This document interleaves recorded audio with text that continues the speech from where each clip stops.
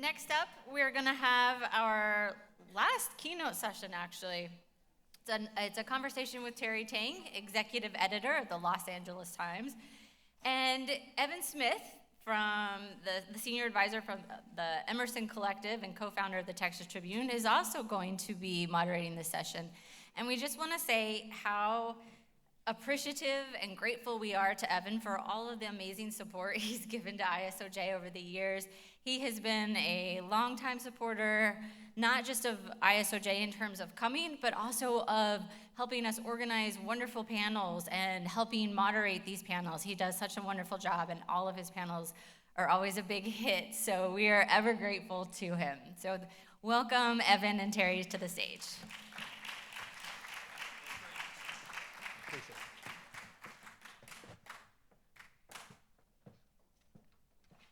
All right.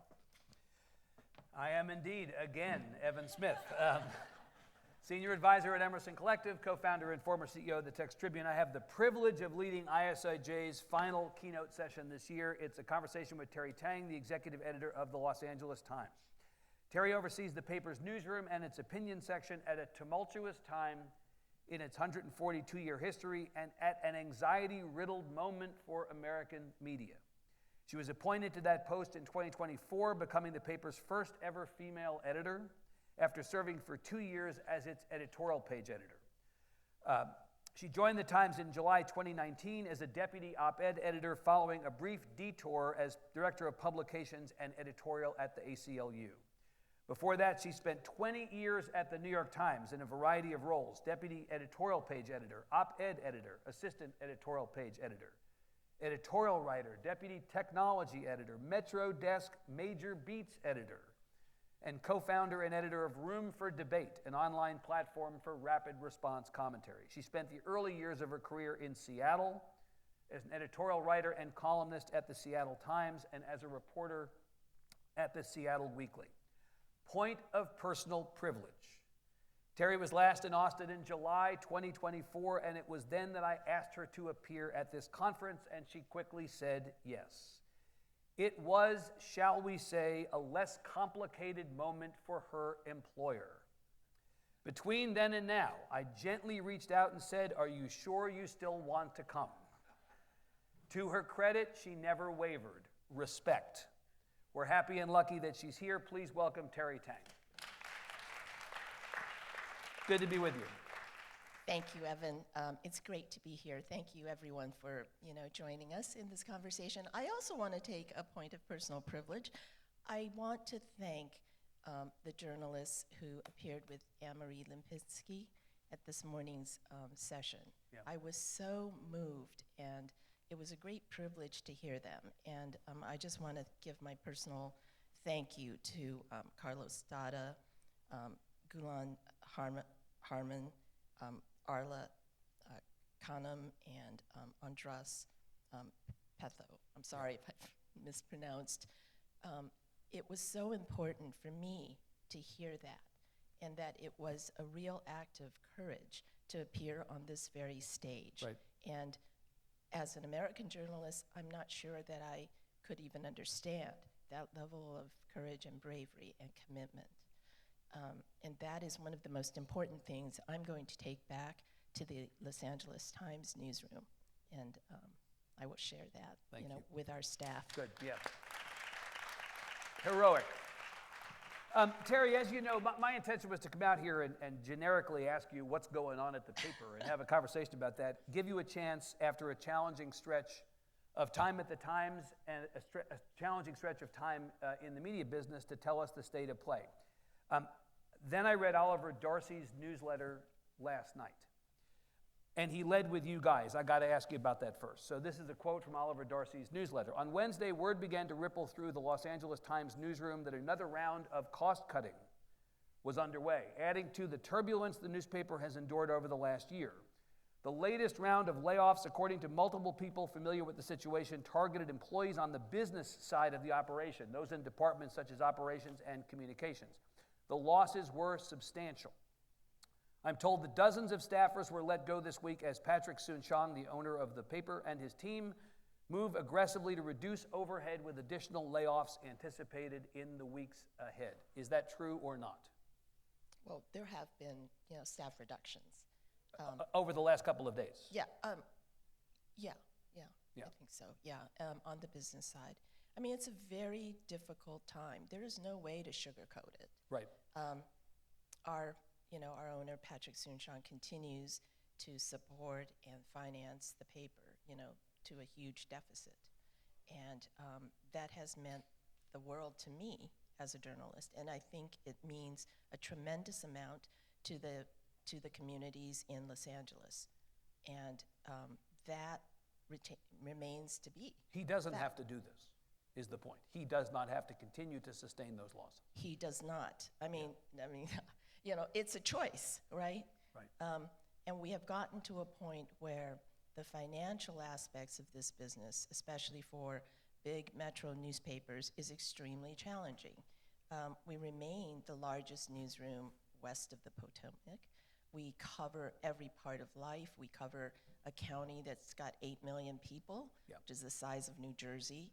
We cover every part of it. We cover and we provide sports, food, entertainment, outdoors, recreation.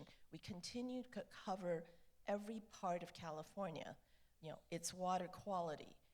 And then, of course, with the fires, which you all may have followed, that was an entire whole, every person in the newsroom was involved with that. Yeah. Because we were part of that community. Everybody who lives in LA is affected by it, and no one more than our journalists. So just keeping that kind of coverage is expensive. And that our secular change, which has been a long time coming, many different phases of change, financial change in this industry has affected every newsroom, and it continues to affect the LA Times. Right. Well, so Oliver Darcy, to the point of how it affects the LA Times, one more quote from this, because it gets to the specifics of the mood in the newsroom, which of course you have responsibility for. Inside the newsroom, Oliver writes, where anxiety over job security has been simmering for months, the developments of this week have only deepened a sense of dread, he says. There's a growing concern that the newspaper is being hollowed out. I'm aware of 2 pretty big rounds of layoffs previous to these, affected the newsroom. There have been buyouts as well. Can you say for certainty that the newsroom is safe from future cuts? Can you say that? No, I would not. Of course I can't say that. Right. I mean, no organization can say that there are not going to be future changes. Right.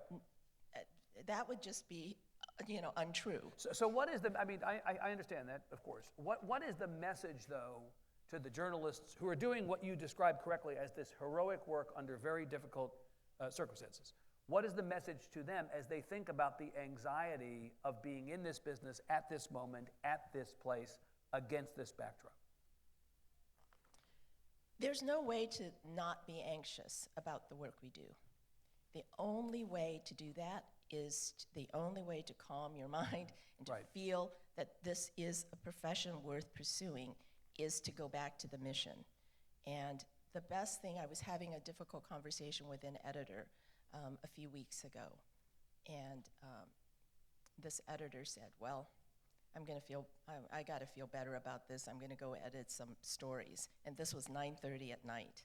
And that's really where that joy and mission comes from. And how far we go as the LA Times serving our community. And our community is vast. It's so many types of communities all in one.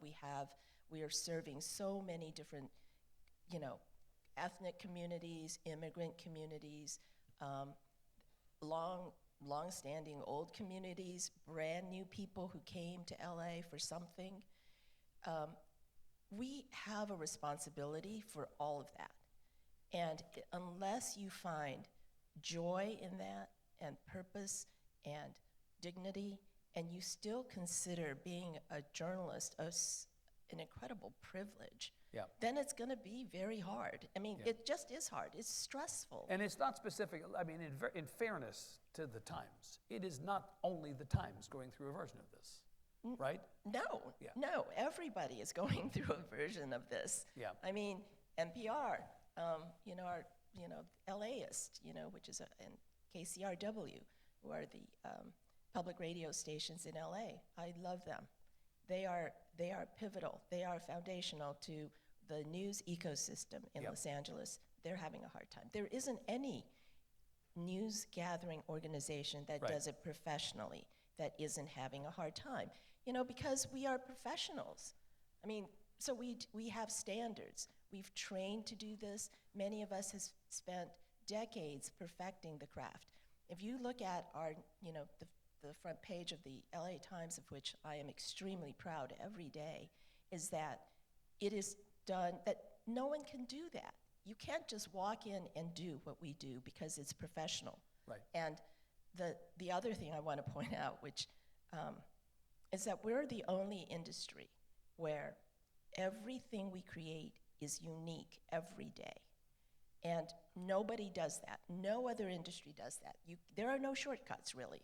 Yep. I mean, if you want to have a great story on what is happening, in City Hall, somebody has to have those sources. Somebody has to write it up. Somebody has to confirm it. Somebody has to design it. Somebody has to, and that is, Apple doesn't do that. You have like iPhone 16. All those iPhone 16s come out. You've got a prototype. Right. We do this every single day, multiple times a day. It's bespoke. It's completely handmade. What industry does that every single day? Yeah. And so as as everybody is confined and constrained by resources, we continue to live by that. Yeah. So every single day, the news is new, it's fresh, it's urgent. And you got to get it done. And you got to get it done. Yeah. With, Right. less resources. So I said that the Times is similar to other news organizations in that everyone is going through this. What the Times has in particular to it is its owner. And the second thing I'm obligated to ask you about is the owner. Mm-hmm. And the reason is he went on Tucker Carlson's podcast this week. Had he not gone on Tucker Carlson's podcast, I might not have asked it this early in the conversation. But I got to ask you about that. So the owner is, of course, Patrick Soon-Shiong. In our very insular, circular, gossipy world, we're fascinated by him. Going back more than a year to when your predecessor, Kevin Merida, resigned, there was an allegation of interference in the newsroom, according to reporting in the New York Times. We know famously that he spiked an opinion piece endorsing Kamala Harris during the presidential campaign, leading to the resignation of the opinion editor, your successor. He endorsed cabinet picks on social media, Robert F. Kennedy Jr.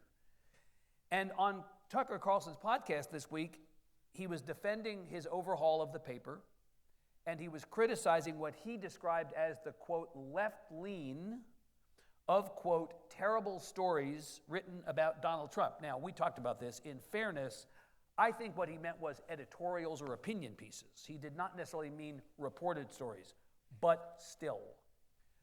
I have got to ask you straight away. Because everybody else in this room would ask it if they were sitting up here. Does your owner in any way impact the independence of your newsroom's journalism? Absolutely not. He doesn't intrude. We don't talk about that. Yeah. And that is my job. Now, if he had my job as the editor, then he could do what he wants. Right, but you have a free hand as editor to make the choices you make. Absolutely. And I don't make all those choices because I have some of the best editors I've ever worked with. They make those choices. They make those choices. We discuss some of those choices. Right. But, otherwise it would be, a one-person show and that's me. And that is not what journalism is about. Right. I mean, great journalistic enterprises are collectives. That means everybody is working towards the same mission, but we're not doing each other's jobs. You can't, we're not doing one job. And that's why every editor, whether it's the environment editor, it's the politics editor, the Sacramento editor, City Hall editor, City Hall bureau chief, all those people are professionals. They have more sources than I could possibly have. So I am in conversation with them constantly, it seems, but it is not my paper. It is not Patrick Soon-Shiong's paper. I mean, he owns it, but in terms of the bespoke news that we're creating every day, that we are hand creating every day, that is being done by the collective that is a newsroom. And that's one of the great joys of being a journalist, is that, you know, you're working with a team, you're working with a community in and of itself. And I don't know of very many industries in which that's the case, hour after hour. Yeah. And that's what brings me joy, and that's what keeps people going in the LA Times, because they don't want to be, because these are their friends. These are people on the same mission that they're on. And you can't put a dollar sign on that. Can you characterize your relationship with the owner? I know you're going to tell me I can't reveal conversations I have with my boss, but can you characterize a relationship? Is it an open relationship? Do you talk about the paper often? Kind of give us the color and the play-by-play on that. It's a positive relationship. I Yeah. mean, if you had a negative relationship with your boss, you're not going to be there. But Well, it's you might be there anyway. You might be choose to there. but Well, no, but it's you know, we talk. We don't talk about coverage of. You don't talk about We do coverage. not. No. Interesting. No. Yeah. And because even in that, it would be, you know, it sort of a bit intrusive in some ways. But that doesn't mean that. You don't get feedback from him? No. Interesting. But but there are times when he might give me a tip, and right. Anybody can write me a tip. Well, a tip is great, but I'm asking specifically: has he come to you and criticized, or he's not come to you and taken issue with the journalism that you and your team produce? No. Okay.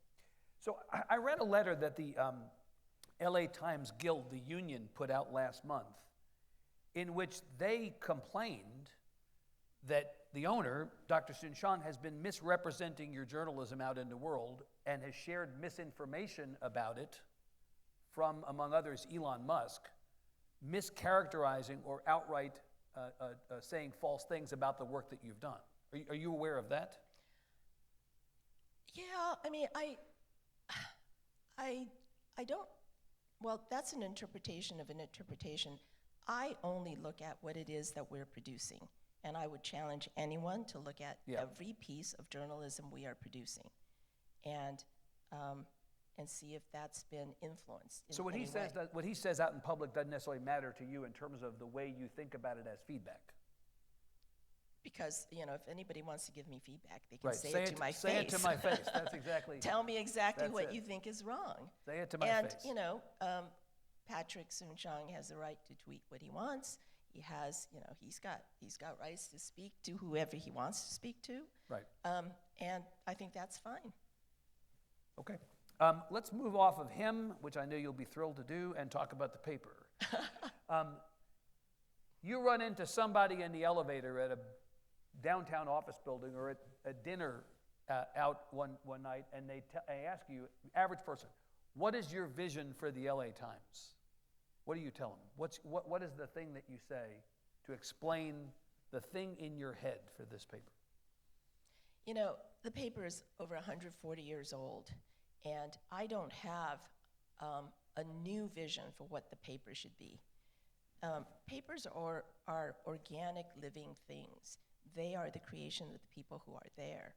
My overall mission is that the paper stays as productive and as healthy and thrives and serves the people who live in LA, because I grew up in LA. But it's not the same paper that the Chandler's own. I mean, the reality is things change, evolutions happen. Yeah, and Right. but journalism as a practice and as a profession hasn't changed all that much. So the question is, how much do you change that profession? You know, when the Chandlers owned it, there were bureaus all over the world. Yep. There were Picassos in the lobby. You know, at the New York Times, there was the idea of, that there was artwork that the journalists were really treated very differently as they are now, just simply because of resources. Right. But in terms of our mission, it's very much unchanged. It really is, you know, how you write a story is unchanged. Probably goes back to about, 18, I don't know. The first time was the first reporters put into the field were, Yeah. I think, New York Herald reporters who were sent to cover the Civil War. And they were sent there to write it up. And then there was this new innovation where you would quote people in your story. That was a brand new thing. Yeah.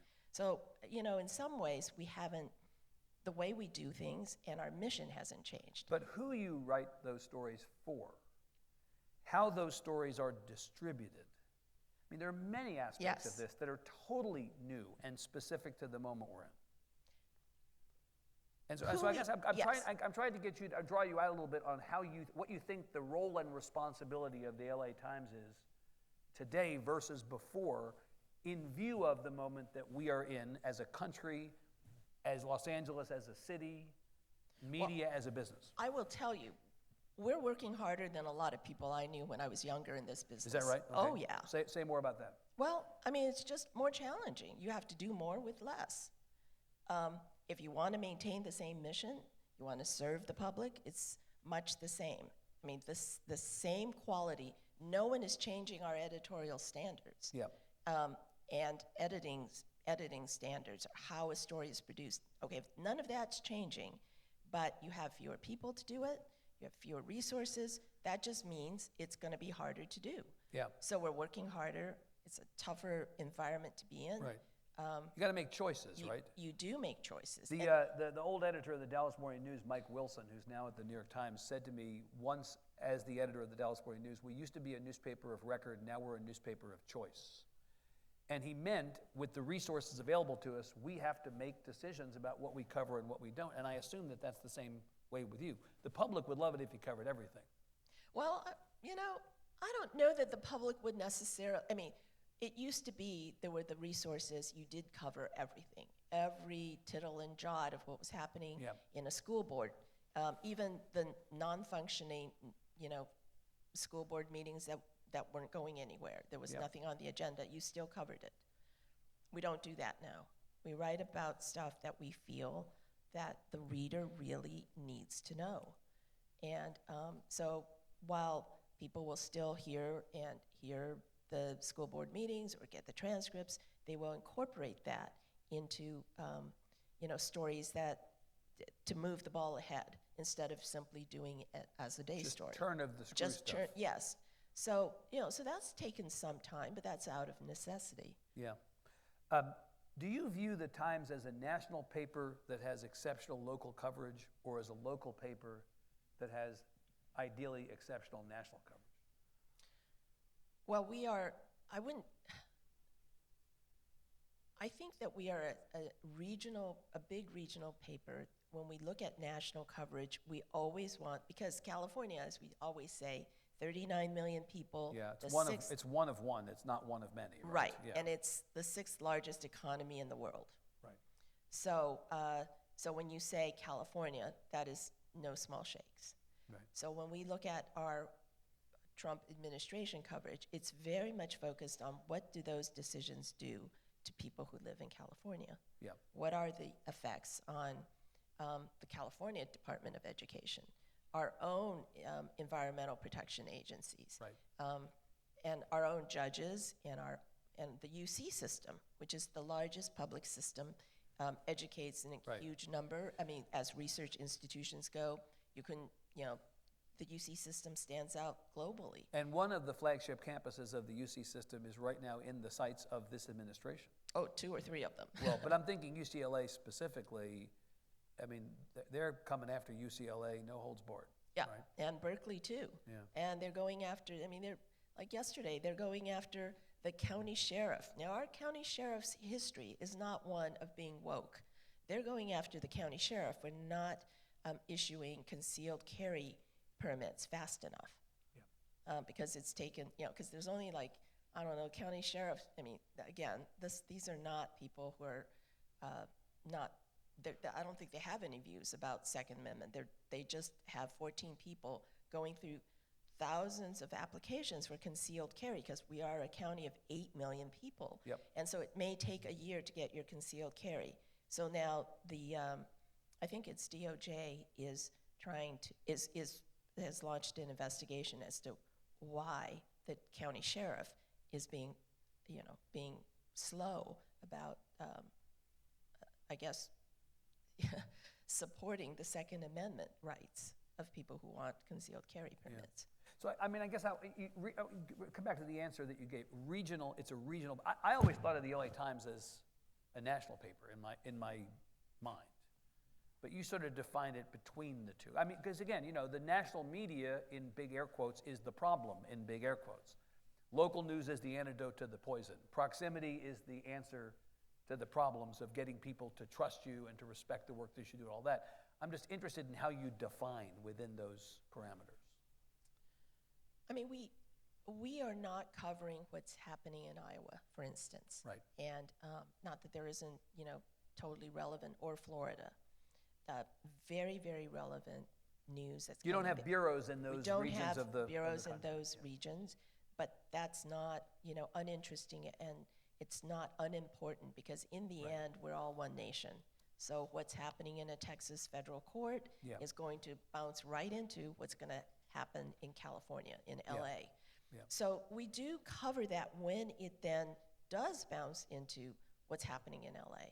And, so it's, and some of it, if we had the luxury of having, national bureaus all over every region in this country, we probably would do more. But since we just don't, the circulation you're trying to achieve, the reach you're trying to achieve, is in Los Angeles. Yes, and California. That is also the point. Right. So I'm thinking about how competitive the media market is in Los Angeles. Maybe even more competitive than New York, right? I mean, it's very competitive. How do you think about the competitive set? How do you think about, how does that thinking change over time? We say sometimes, have no competitors, only have collaborators now, right? We can't afford to be in that defensive crouch. Got to work with everybody, got to partner with everybody. Are you in that mindset? Absolutely. Yeah. I mean, I don't think of anybody as a competitor to the LA Times. I mean, we can't afford to think of it that way. Yeah. I don't know if this is like from my Seattle, Washington State days, but I do think that the LA Times, being the largest media organization in the state on the West Coast, is a little bit like a mother log on the forest floor. And we do support, just through our own reporting. Yep. We create an ecosystem that allows smaller organizations to thrive. They can, and the fact is, we break stories, and then some of the smaller organizations will pick it up and do investigations and do their own version. That's just common in journalism, and it's a very good model. You make your content available for others to republish for free? A few, like I think a few organizations we do. Yeah. And then of course it goes on the wire, and it's Right. used all over the nation. Yeah. You ever run anybody else's stuff? Yeah, we do. Yeah. Not We just do. the stuff you pay for, but kind of, the nonprofit ecosystem has started to offer stories for free to news organizations like yours. Well, I'd like to have more partnerships. So we do have partnerships with Zocalo Public Square, which is a terrific organization that is sponsored by Arizona State University. They have a newsroom. They do a lot of more literary, larger, longer pieces. Things that you're not doing yourself. We're not doing ourselves. Right. We are partnered with Kaiser Health News. So they also do kind of consumer-facing news, terrific. Some of their editors and reporters were once at the LA Times. But that kind of partnership takes time and effort. Yeah. It's got to tend to it every day. You have right? to tend to it every day. So. Yeah, and that the American Journalism Project has announced a pretty significant investment in Los Angeles in the form of the LA Local News Initiative. One of the board members of that effort is your predecessor, Kevin Merida. Mm-hmm. Will you work with them? Yeah, we'll work with anyone. I mean, Right. but I think that they're much more focused on smaller, startups, maybe not startups, but just smaller, maybe more specific to communities in LA, rather than working with a larger media organization. Of course, it is an ecosystem. It'd be great to have all hands on deck, I Yes. suspect. What's your strategy to reach younger readers? Every newspaper is grappling with this.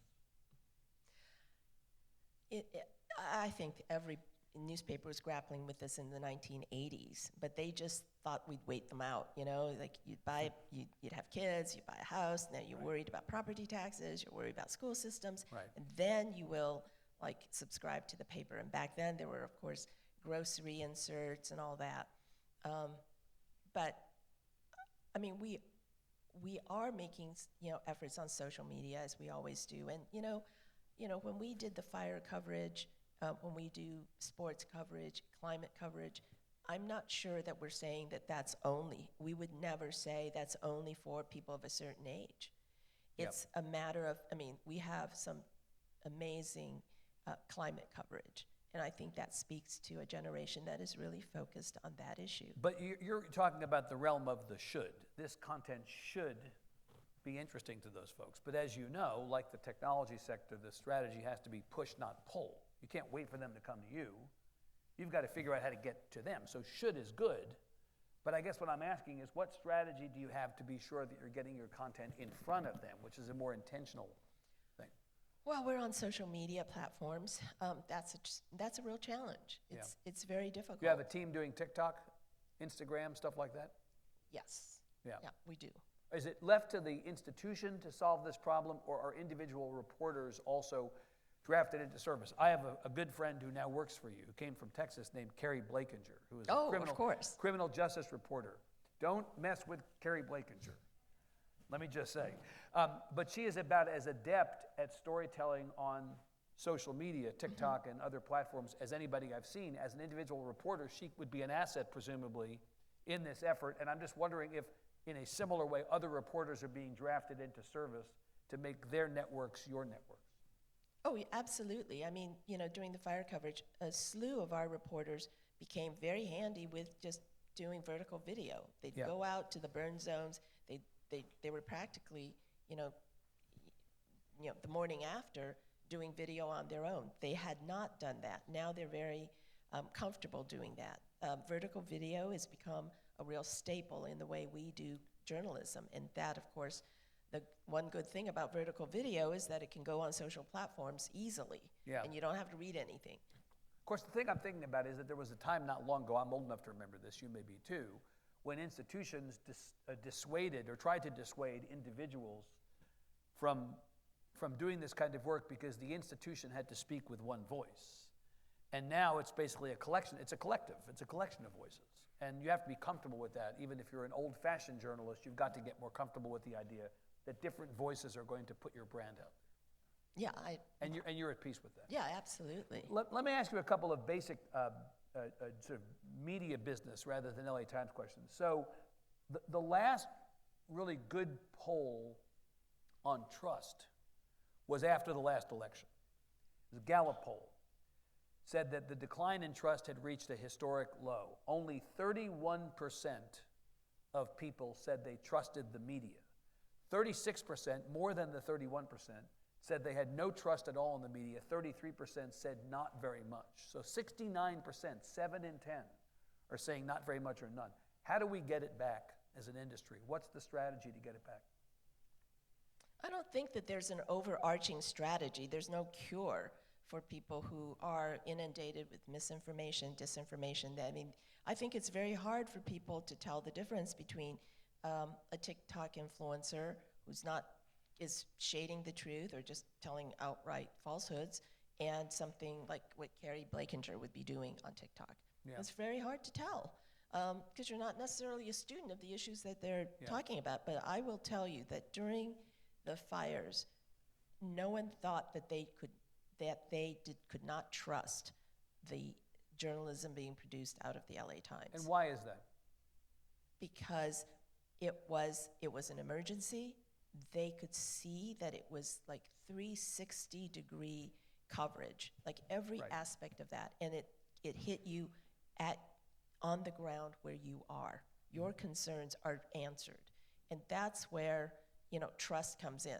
So for local papers, as I think those surveys also show, that the more local the story, the more greater the trust. Yeah, that's again, proximity is the answer here in some respects, and brand matters. Mm-hmm. The fact that the LA Times has been around for 142 years. I mean, we've gone to extraordinary lengths to undermine faith and confidence in institutions over the last 10 years or more, but 142-year-old institution, been doing this work, viewed by the people in the community as credible, whether they like everything or not, that helps, that matters. Yes. Still, right. Yeah. What about threats to journalists and journalism right now, which seem to be off the charts? We have lawsuits, we have the weaponization of the FCC, we have questions about digital and physical security of the people who work for news organizations. We have the defunding of public media, potentially. I mean, if you believe that hearing the other day, that's the direction that they're going to take this. We had Julie Pace up here a moment ago. We're going to ban people from the White House press pool, access questions. I know that we're not supposed to say this is an unprecedented time because nothing is really unprecedented, but this sort of is, Terry. It is. Isn't it? It is. I was talking to Arfa Yeah. just a little while ago, and I think American journalists, unlike journalists in Hungary and El Salvador, Turkey, and India, we're shocked by this, and maybe we have the privilege of being shocked because we've never had to confront this. We've been in kind of a bell jar of, feeling quite free to be able to report out as we saw things and to have access and to have First Amendment and backed up by the First Amendment, backed up by law firms that wanted to stand up for our First Amendment rights. All of that. How's that whole law firm standing up thing going right now? Well, Not so. I got off the stage with Julie Pace and another law firm had caved.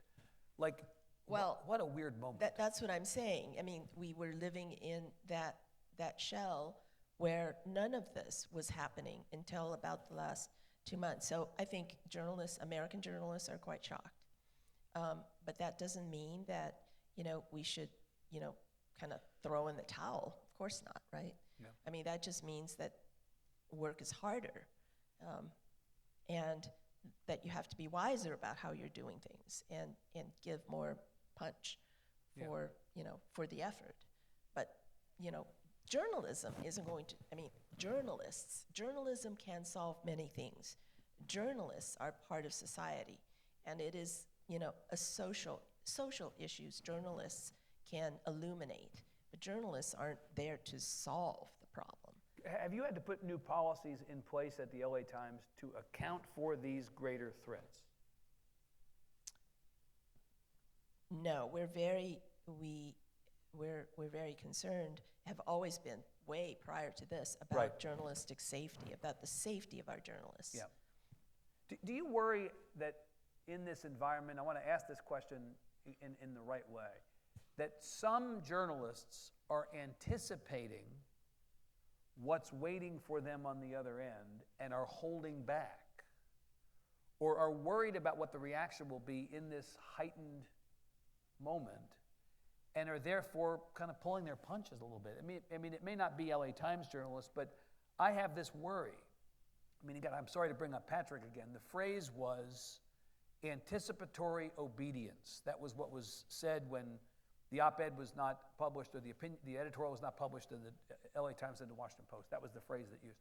I worry that actually is sort of seeping into journalism in the main, in that people are so afraid of the climate that they're not doing their most aggressive and most robust work. Are you seeing any of that? I'm not seeing that. Yeah. I mean, I don't know that anybody in this room or any conference of journalists anyone would raise their hand and say, yeah, I am pulling back. But we're the advantaged ones. We can afford to hold off the dogs. No. Not everybody can. Well, yeah, I guess if you work at the LA Times, then you are privileged. Right. I mean, the ones that are working for more economically challenged news organizations may think, we don't have the luxury to do this. And I just worry for journalism for that reason. There might be, yeah. But I am not personally. You're not seeing it. I'm not seeing it, not in our newsroom. Okay, let me ask you a couple questions from the audience, if you don't mind, okay? Sure. So, Samuel Montenegro, a question for Terry. In your criteria, what is the main reason young people are losing interest in investigative journalism, in creating investigative journalism? How can organizations change this situation? Are you seeing a fall off in the interest of your reporters, younger reporters, to do investigative journalism? No, I actually, our investigative team is full of people who are, quite relatively new in their careers, relatively early in their careers, because they ask very basic questions. They're not inured, they don't take it for granted. Like, City Hall's functionality, why do we have such a corrupt City Hall? City council members, many of them have gone to prison in the last, 7 or 8 years. No, I don't see an age difference or career difference even. Right. But of course, investigative journalism, as we know, very time consuming. Person who's doing investigative work for you is not publishing on a regular cadence. Costs a lot of money to do it. I mean, the question is always at news organizations, is the juice worth the squeeze on this stuff? Well, it turns out that our readers really appreciate that. They will subscribe for great investigative breaking news. So in fact, it's a positive. It's a real positive. Great. Because people will see, oh, that's a story I can't get anywhere else. Okay. Anna Campbell, for Terry, what have the successes of Delos and what is the future of that section? What are the successes of Delos been? What is the future of that section and Latinx files? Well, we have the Fidel Martinez is the editor of Delos and writes the Latinx files, and it's doing well. We are continuing to really reach out to Latino communities, and we do community actual events in the community. We support the community, and we have editors and writers who are part of that project and continue to be. It's still worthwhile to do. It's still successful in terms of its goals of reaching people. Is it paying for itself? Well, it's like asking, the New York Times whether the coverage of the Syria war ever paid for itself. No, Wordle pays for that. Yeah, exactly. Right. No, I mean, newspapers, that's why it's a collective. Yeah. You can't have everything pay for itself. That's not the point. Right. Otherwise, there's lots of things that's purposeful. Right, but you know that at times that we talked about earlier where there's an effort to cut overhead, sometimes it's the things that don't pay for themselves that end up on the chopping block. That's what I'm saying. But then that's where mission comes in. Right. That's where you do make choices about what your mission is. So is Delos critical to your mission as you see it? Yeah, I think we'll continue to have Delos. It's an important part of the paper. Okay. Charlotte Kramer's question. Charlotte Carner, pardon me. What was the process like reporting on the fires? Did you have a physical newsroom running, or were you and your team working wherever you could? Well, everybody was out, in the burn zones and interviewing people, and so everybody was out. I mean, it was a vast area and it was like 7,000 homes destroyed, 2 communities. So, and then a lot of people some were in the newsroom, but mostly people were out, for videographers, photographers, some video editors were out, but all the reporters were pretty much, at the scene of the fires, and that lasted for, a good month. So, and now the phase of the reporting has come into, understanding the aftermath, which is the environmental effects of that kind of destruction. It's not unlike any kind of bomb. Well, in fact, it's a whole second suite of stories. It's a whole, yes, and then, accountability as to why 17 people died in Altadena, which was one of the neighborhoods that was just, completely destroyed. A good share, maybe 2/3 of that entire community was destroyed. But 17 people died. They all died on the western part of that area, Altadena, and they didn't receive emergency alerts. So then it became, why did they not receive emergency alerts until it was too late? Right. So what was wrong with the emergency alert system? Our reporters spent days going through thousands of pages of emergency alert, the actual dialogue between the people who are in the emergency alert system, to see what they were saying to each other. No one is going to do that, but a newspaper that has the smarts to do it, has the ability to do it, and has the resources to do it, and put it all together. And so there has to be some change in how the emergency alert system works, or at least understanding why it didn't work. Yeah. You think you've done a good job covering Karen Bass's role in that whole situation? I think so. I mean, I think it's been consistent and continuous to understand, what her role is. I mean, it's hard to blame any, a leader for the catastrophe itself, but you do hold people accountable for preparation of a catastrophe that you might have prepared better for, and then certainly post calamity, post disaster, how are you responding? And so we've been on that beat. We've got some great City Hall reporters, deep sources, who are covering that really, on a daily basis. Last question from the audience is from Diego Torralba. Fire accepted here. Among the LA Times published stories during your tenure, which ones stand out as most notable and why? So accept the fire stories, which we've talked about. What else in your time as editor has stood out to you as exceptional journalism? God, it's so hard to, it's very hard to pick out, partly because I'm too close to it. It's a little bit like, I'll tell you what, is on tomorrow's front page, but I would say one of the most, it was a hard thing to do, and this was published last June. It was imaginative, which is why I'm talking about it.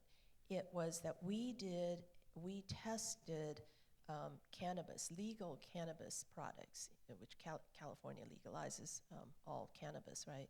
So we have both the legal market and sort of the non-legal market. You tested them? We tested it for pesticides. Oh, phew. I was like, do you have a pot party in the office? What happened? I didn't understand where this was going. It took a long, well, Okay. that would have been easier and probably more pleasurable. Right. You would have had a lot of volunteers. There were a lot of volunteers, Yeah, right. but anyway, so our investigative team took samples of legal cannabis products and sent them to labs and to determine whether pesticides were in the oils of those, the vapes. And it turns out, there's a lot of toxic stuff in there. Right. And none of it is really regulated. Our system, the California, has three agencies supposedly regulating health and safety for cannabis. None of them did this. And unless we had done that lab testing, no one would have known. And it was so great because you could go and pick out, you could search, because we had a search engine for your favorite cannabis vape and see what it tested for in terms of toxic pesticides. Right. Very California. Totally California. Yes. And great public service journalism. Well, Terry, I know that everybody in this room wishes you well as time goes on, and hopefully you make the best LA Times you can. So give Terry Tang a big hand. Thank you very much. Thank you.